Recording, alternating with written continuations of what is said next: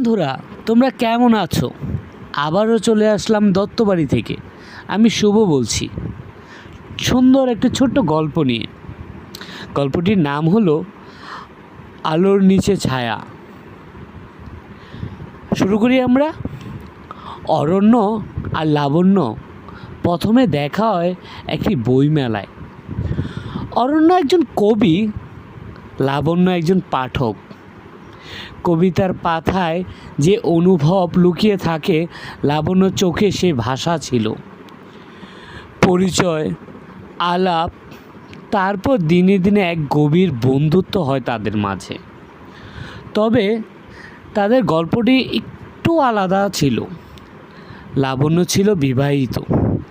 সে কখনো অরণ্যকে মিথ্যে আশা দেখায়নি।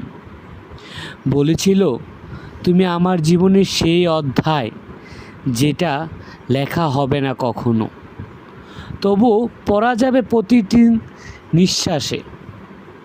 অরণ্য জানত তাদের ভালোবাসায় কোনো সামাজিক নাম নেই, কোনো দাবিও নেই।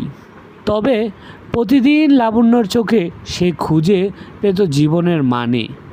একদিন লাবণ্য চুপচাপ চলে গেল, কোনো বিদায় না বলে।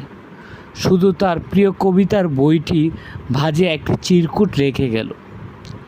যারা সত্যি ভালোবাসে তারা দাবি করে না, তারা প্রার্থনা করে যেন প্রিয়জনটি ভালো থাকে, তার থেকে দূরে হলেও। অরণ্য আর কখনো ভালোবাসিনি। প্রতিটি কবিতায় আজও লাবণ্যর ছায়া খেলা করে। আলোর নিচে হারিয়ে যায় ভালোবাসা। এই ছিল আমাদের ছোট্ট একটি গল্প। কেমন লাগলো জানাবে কিন্তু বন্ধুরা।